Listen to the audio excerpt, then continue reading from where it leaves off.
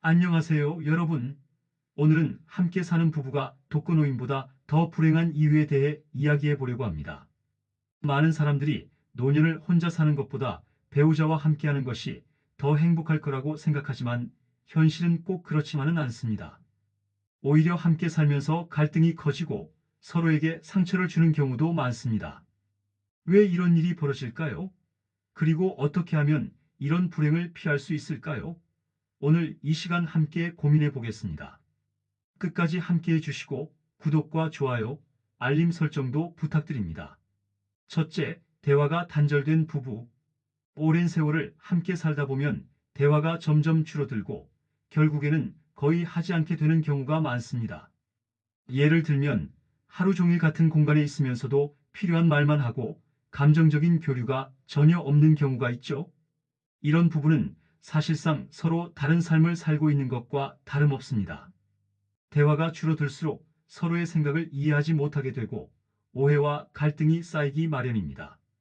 특히 한쪽이 대화를 시도해도 다른 쪽이 무관심하거나 피하는 경우가 많습니다. 이렇게 되면 상대방은 더욱 고립감을 느끼고 결국 더 이상 말하려는 시도조차 하지 않게 됩니다. 해결책은 서로의 관심사를 존중하며 대화를 나누려는 노력이 필요합니다. 둘째, 서로에게 너무 익숙해져 버린 부부.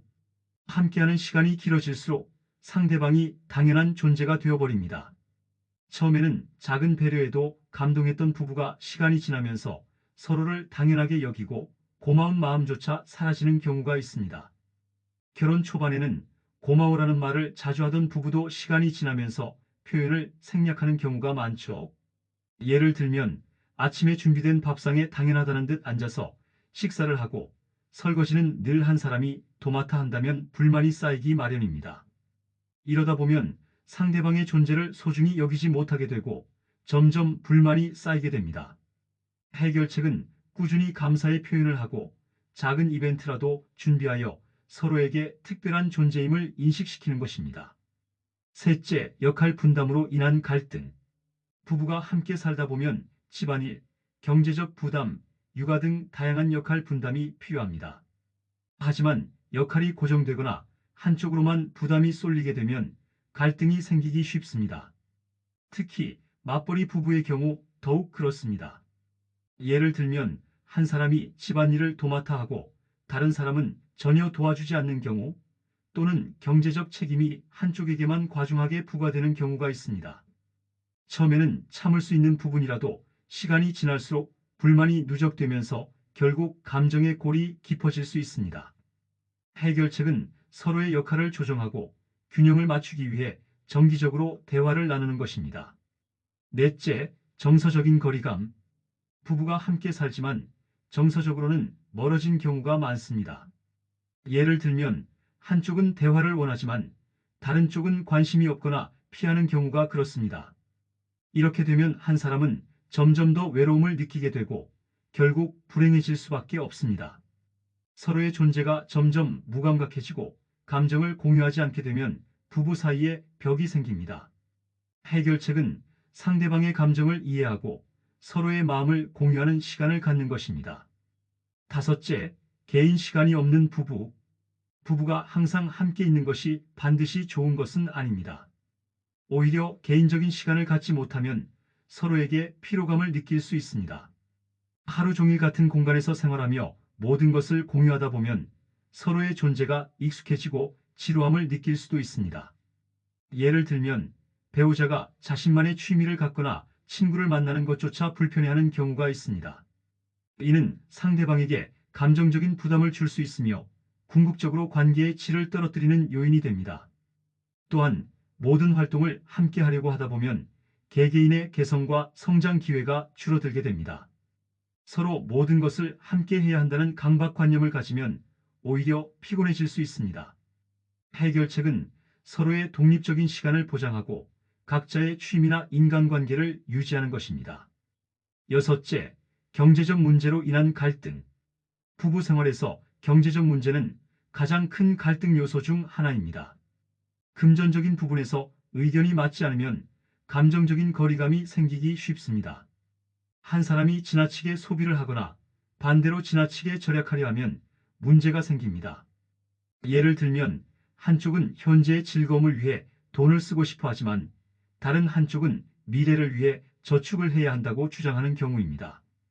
이로 인해 한 사람은 상대방이 너무 방탕하다고 느끼고 반대로 다른 사람은 상대가 너무 인색하다고 생각할 수도 있습니다. 또 한 사람이 가정을 위해 희생하면서 일을 하거나 돈을 버는 동안 다른 한 사람이 이를 당연하게 여기거나 무책임한 태도를 보이면 갈등이 더욱 심화됩니다. 이러한 문제를 해결하기 위해서는 재정 계획을 함께 세우고 서로의 가치관을 존중하며 균형을 맞추는 것이 중요합니다. 정기적인 가계 점검을 통해 서로의 소비 습관을 조율하는 것도 필요합니다. 예산을 설정하고 서로 합의하에 지출 계획을 세우면 불필요한 갈등을 줄일 수 있습니다. 또한 큰 금액을 사용할 때는 반드시 상의하는 습관을 들여야 합니다. 경제적 갈등을 방지하기 위해 부부가 공동 계좌를 운영하면서 일정 금액을 자유롭게 쓸 수 있도록 하는 것도 하나의 방법이 될 수 있습니다. 돈에 대한 가치관을 일치시키는 것이 어렵다면 전문가의 도움을 받아 재무 상담을 받아보는 것도 고려해 볼 수 있습니다. 경제적 문제를 해결하기 위해서는 서로의 입장을 이해하고 지속적인 대화를 통해 합리적인 해결책을 마련하는 것이 가장 중요합니다. 일곱째, 가족과의 갈등. 부부 관계에 있어 배우자의 가족은 큰 영향을 미칩니다. 부모나 형제와의 관계가 원만하지 않으면 부부 사이에도 갈등이 생기기 쉽습니다. 예를 들면 시댁이나 처가 문제로 인해 자주 다투거나 한쪽 부모에게만 지나치게 신경을 쓰는 경우입니다. 처음에는 이해하려 노력하지만 반복되다 보면 불만이 쌓이고 결국 서로에게 상처를 주는 상황이 됩니다. 배우자의 가족이 지나치게 간섭을 하거나 한쪽이 자기 가족의 의견만 중요하게 여기는 것도 갈등의 원인이 될 수 있습니다. 이러한 문제는 시간이 지날수록 더욱 악화되며 서로의 가족에 대한 감정적인 골이 깊어질 가능성이 큽니다. 해결책은 서로의 가족을 존중하고 공평한 관계를 유지하는 것입니다. 여덟째, 건강 문제. 나이가 들수록 건강이 가장 중요한 요소가 됩니다. 한쪽이 건강을 관리하지 않으면 결국 배우자에게 부담이 가중될 수 있습니다. 예를 들면 한 사람이 운동을 전혀 하지 않고 불규칙한 생활을 지속하는 경우 장기적으로 건강 문제가 발생하면 간병 부담이 상대방에게 가게 됩니다. 노후에 갑작스러운 질병이 찾아왔을 때 부부 중 한 사람이 다른 한 사람을 온전히 돌봐야 하는 경우도 많습니다. 이런 상황이 반복되면 돌보는 사람도 심리적으로 지치고 간병 스트레스로 인해 관계가 악화될 수 있습니다. 해결책은 함께 건강한 생활 습관을 만들고 정기적으로 건강검진을 받는 것입니다. 아홉째, 애정 표현의 부족. 오랜 시간이 지나면서 부부 사이에 애정 표현이 줄어드는 경우가 많습니다. 처음에는 작은 말 한마디에도 감동했지만 시간이 지나면서 사랑해, 고마워 같은 말이 줄어들고 표현이 무덤덤해지는 경우가 많습니다.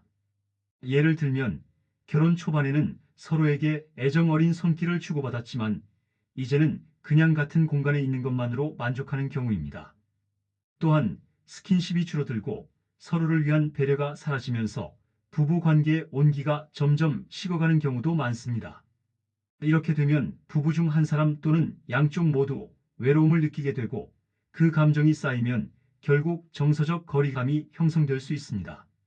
해결책은 꾸준한 애정 표현과 작은 이벤트를 통해 감정을 새롭게 하는 것입니다. 열 번째, 미래에 대한 계획 부족. 미래에 대한 계획이 없는 부부는 나이가 들수록 불안감을 느끼게 됩니다. 은퇴 후에 삶을 준비하지 않거나 노후 대비 없이 막연히 살아가다 보면 불안과 스트레스가 커질 수밖에 없습니다.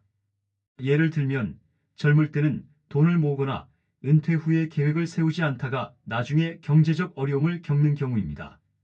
특히 부부가 노후에 대한 목표와 방향이 다르면 불안감이 더욱 커질 수 있습니다.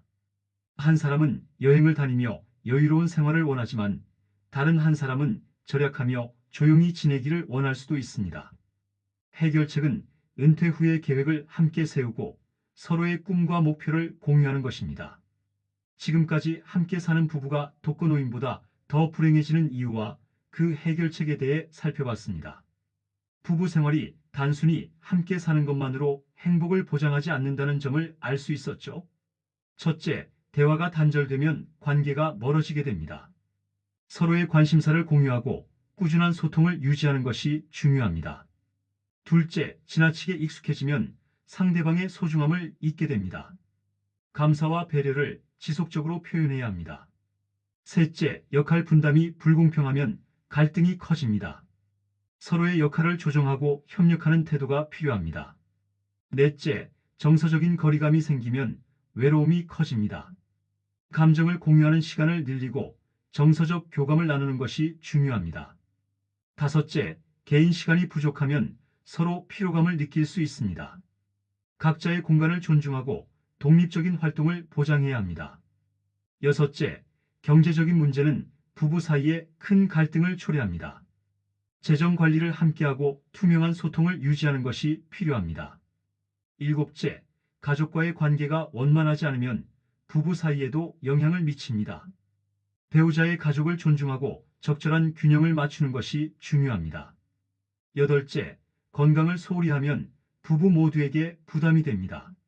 함께 건강한 생활 습관을 만들고 정기적인 건강 검진을 받는 것이 필요합니다. 아홉째, 애정 표현이 줄어들면 관계의 온기가 사라질 수 있습니다.